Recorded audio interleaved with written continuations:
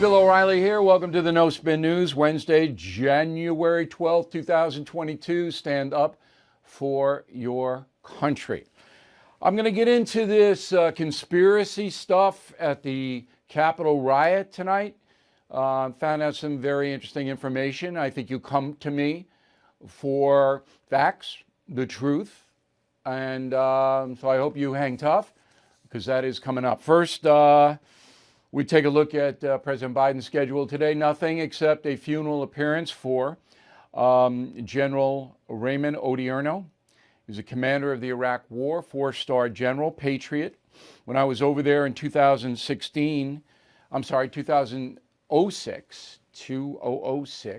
right in the middle of the Iraq War, the general and I did an interview, and I met him and had dinner with him, and what a patriot.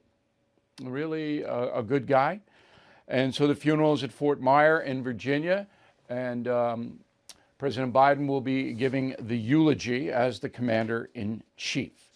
As far as politics is concerned, it's all bad news for Joe Biden. This may be today, all right, January 12th, 2022, the lowest point of the Biden administration. And that's pretty damning statement. So let's run it down unemotionally. First of all, there's a poll out, Rasmussen, and it asks a very simple question. The next presidential election, if it were held today, would you vote for Biden or Donald Trump? Hypothetical race, okay? Trump 46, Biden 40. Another candidate 10, not sure 2, wouldn't vote 2. So, Donald Trump's still a very controversial guy. But Rasmussen, pretty accurate. Beats him bad, 46-40. Inflation, which is, a real key to Joe Biden's future, is up again, 39-year high. Okay? 7%. It's risen in the last 12 months, ending in December. So that means that this time last year, you were paying 7% less for everything you need. And sometimes you're paying more now because that's an average. So the food index, and we all know that. You go to the grocery store, you go to restaurants, food's more expensive. But used cars and trucks, way up. I talked to a car dealer today. He said, crazy, up 30%. So if you need transportation, you're going to pay a lot more. And pretty much across the board, you're seeing price increase. Two reasons. One is COVID, because there aren't as many workers and they can't get the stuff out, the meat processed, that kind of thing. And then fuel. So if you live in New York, where I am right now, the Northeast, or in the other cold climate parts of the USA, you're paying a lot more for heating oil and for gasoline. And that's on Biden, directly on him. All right, regulations on the fossil fuel industry, shutting down the pipelines, having to import oil now where we didn't under President Trump. All of that's on him. And that spirals. All right, so prices get higher. Products get scarcer. Prices get higher. All right, so that's going to really, really hurt him. Now, the Fed says, well, we're going to raise interest rates a little bit. That might mitigate it, maybe. But expect at least 6 more months of rising inflation, at least. And that backs you right into the 2022 midterm election. Now, American families are falling deeper in debt. Of course they would. Of course they would. The average American family, ready, owes $155,000. Whoa. Now, that includes mortgage and credit card debt is the biggest. Credit card debt is crazy. Median income fell 3% in the last 2 years, and the cost of living, as I said, rose 7%. So you can see how people are getting squeezed. People who owe money, big credit card debt, you're paying 18%, 15%. I never in my life ran a credit card debt, ever. And I'm not bragging, I'm just saying I just wouldn't do it. Would not do it. Wouldn't buy, whatever it is. Now, I know some of you have to. You got families, you have to run that credit card. I understand. But you're paying exorbitant interest rates. And that's what happens. Now, in the COVID arena, and again, that is hurting the economy as it did, if President Trump didn't run into COVID, he would have won because the economy was humming so well that if not for COVID grounding everything to a halt, Trump would have won. Anyway, 1.4 new COVID cases reported on Monday, January 10th. It's just inconceivable. There is a little brightness. Those cases are not as bad as the first COVID and the second Delta. They're not as bad, but I know tons of people have COVID. I check in with them. My radio producer has COVID. Okay, and I ask him, what is it? What's it doing? And this and that. It's COVID, but it's not as bad. So they're back within a few days, whereas you were down 10 days with the other. But the problem is that Joe Biden can't answer any questions about COVID. And that gets people like me, and I think you too, pretty angry. So you can't tell me whether the vax prevents Omicron? You can't tell me that? You can't tell me what the wane time frame is after I get vaxxed and how long it's going to wear off? You can't tell me that? You can't tell me about masks. Do they help? Do they not help? You can't tell me that? After 2 years? That hurts him. He is befuddled. And now we have shortages. So you ready? Here's the shortages. Groceries typically have 10% of their items out of stock right now. So the grocery store has 10% fewer things than they had 5 months ago. All right, baby formula, cream cheese, aluminum, cat and dog food, chicken tenders, Lunchables, toilet paper, booze, alcohol. All shortage of supply. Okay, people aren't going to like that. Biden can't get anything done. Couldn't get Build Back Better done, and now he's not going to get the do away with the filibuster so we can pass this crazy voting law thing. Manchin says no. Told CBS News last night, not going to vote to do away with the filibuster. That's it. Biden can't get anything done. So now add all that up that I just told you in the last 7 minutes. It's a disaster. I knew it was going to happen when President Biden, who opened the borders and millions of people came over illegally, put Kamala Harris in charge of the border, and Kamala didn't even go down there. I said, that's it. I know what's happening now. No discipline, no planning, no solutions. That's just it. And once that happened, I knew Biden's going to have big trouble. And big trouble, that's the description. Okay, so Joe, can I tell you, if you call me up, I'll give you some solutions, but right now, dire. So let's go to the Republicans.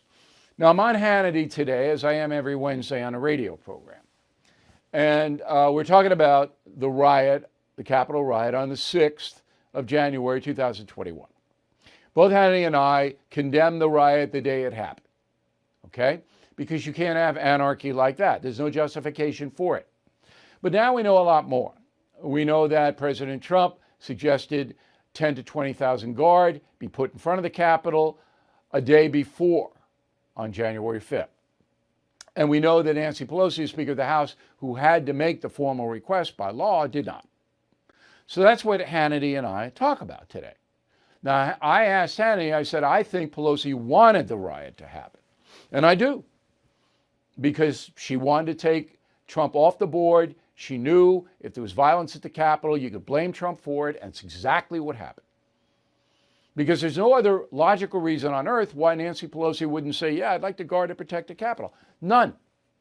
So I asked Hannity if he concurred with my opinion. I'm not going to tell you what he said, because I want you to go to BillO'Reilly.com and listen to it. It's pretty good. It's pretty good, I have to say. Are you looking for your next investment? Bill O'Reilly here.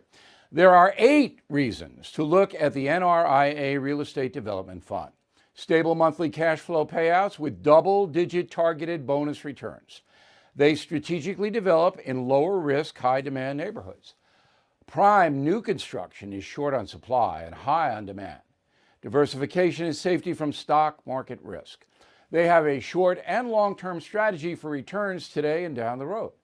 Specifically designed pandemic-hardened buildings. They are 15-year industry leaders with a proven track record. So if you've been sitting on the sidelines or want to diversify, please start your due diligence at nria.net or call 800-800-1414. That's easy, 800-800-1414. An offer of securities is only made by the NRIA Private Placement Memorandum. Read it first. Past performance does not guarantee future results. NRIA is a real estate development firm. Learn more at nria.net. So anyway, because I'm getting so much mail, and a lot of it's very passionate from Republicans and conservatives who believe that the Capitol riot was a setup job, I'm doing my due diligence. Again, you come to me for facts. So the big name here is a guy named Ray Epps. He's on video, all right? He was captured on video encouraging the riot at the Capitol. Roll the tape. Okay, folks, spread the word. As soon as the president's done speaking, we go to the Capitol. The Capitol's this direction. He's done speaking. We are going to the Capitol, where our problems are. It's that direction. He spread the word. All right, so Mr. Epps is a former Marine from Arizona, okay? And he was on the list the Justice Department put out of people that they want to talk about the riot. But he never got charged. And therefore, some believe that he is an FBI informant or works for some government agency and was a plant planted there to incite the riot. You've heard it. You heard it on cable. You heard it on talk radio. You've heard it. Okay. So here are the facts about Epps. Number one, he was called to testify in front of the House panel looking into the January 6th riot. I'd like a transcript of that, please. And I think that needs to be put out, what Epps said to the panel under oath. We don't know, but he did apparently testify, excuse me, in front of that panel. Number two, my law enforcement sources at the federal level tell me he never entered the Capitol. So Epps didn't go in. And that's why he didn't get charged. Okay. Be that as it may, I'm giving you what I found out. So yesterday, the Senate held hearings about January 6th as well. All right? It was a hearing on domestic terrorism. And in that hearing, a woman named Jill Sanborn, Executive Assistant Director of National Security for the FBI, testified. And Senator Cruz from Texas grilled her. Roll the tape. I want to turn to the FBI. How many FBI agents or confidential informants actively participated in the events of January 6th? Sir, I'm sure you can appreciate that I can't go into the specifics of sources and methods. Did any FBI agents or confidential informants actively participate in the events of January 6th? Yes or no? Sir, I can't answer that. Did any FBI agents or confidential informants commit crimes of violence on January 6th? I can't answer that, sir. Did any FBI agents or FBI informants actively encourage and incite crimes of violence on January 6th? Sir, I can't answer that.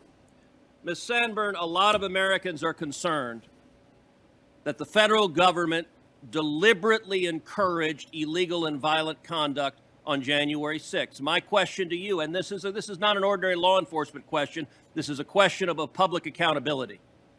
Did federal agents or those in service of federal agent actively encourage violent and criminal conduct on January 6th?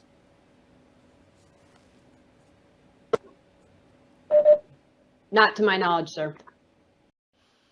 Okay, so about the investigation, Ms. Sanford cannot answer those questions. She looks terrible there. She looks bad, but she can't answer it. If she did, she'd get fired. All right, you've heard that a million times. Active investigation, we can't talk about it. A million times. But Cruz made her look bad. There's no doubt. But she did answer, not to my knowledge. And she would have knowledge of that. But what should happen now is Christopher Wray, the head of the FBI, should be called in and say, what's the status of the investigation? Are you looking at any federal agents? You don't have to tell us specifically, but are you looking at anybody in government who might be involved in this? He'll say, I know he'll say, oh, I can't comment. But that's where we are. So this conspiracy theory that some members of the federal government were involved in the riot on January 6th, this is alive and well. I don't believe it, as I told you yesterday. I do not believe it, but I have an open mind. I'm certainly watching very closely and gathering information. But it doesn't make any sense that the FBI would jeopardize everybody inside that bureau by launching a false flag operation or whatever you want to call it. Okay? And again, an FBI informer doesn't act like Mr. Epps. Mr. Epps is getting off on being a center of attention. That's not what undercover people do. Just so you know.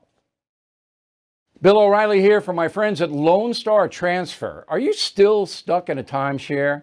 Thousands of owners have called Lone Star Transfer this past year seeking a permanent solution to stop the never-ending fees. With annual dues coming up soon, you want to be out as fast as you can be out.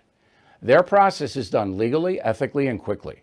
Lone Star Transfer has the best success rate with over 800 five-star reviews and an A+ rating on the Better Business Bureau. They guarantee in writing a specific time frame in which you will get out of your timeshare, unlike any other company. As a family-owned company, they take great pride in what they do. Over the past 10 years, they've helped more than 14,000 timeshare owners. So don't wait. For a no-obligation consultation, please call 855-551-7066, 855-551-7066, or visit LoneStarTransfer.com. All right, so here's the final thought of the day, and I want your opinion. We all know loons, and it's getting worse. It's getting crazy. How do you deal with them? Say you like them. I got a friend who I've known since Boston University, but he's a vax loon. He's crazy on the vax. Now, I don't engage on it anymore, and I hope he doesn't get COVID, all right? But we talk sports and other things, so I kind of circumvented it. But then I know other people, look, I'm going to give you 4 things, and this 5 things. And if you know people who believe these things are right, they're lunatics. Okay, the first one is New York City is dispensing COVID medicine based upon skin color. If you support that, you're a loon. 2, that you can walk into a bodega in New York City with a gun, point it at the clerk, steal his money, and the DA will charge you with a misdemeanor.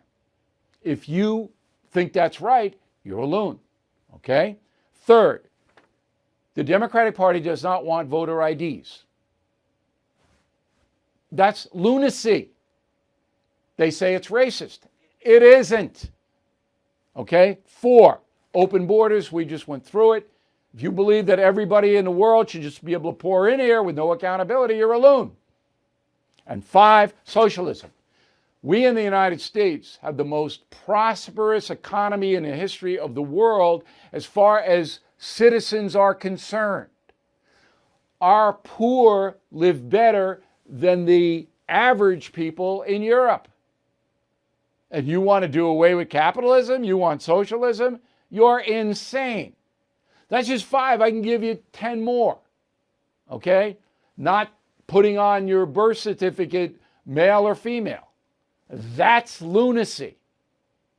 All right? Okay. So you know people, I know you know them, that embrace some of this stuff. I think it's great. How do you deal with them? Okay? It depends how much invested I have in them. Okay?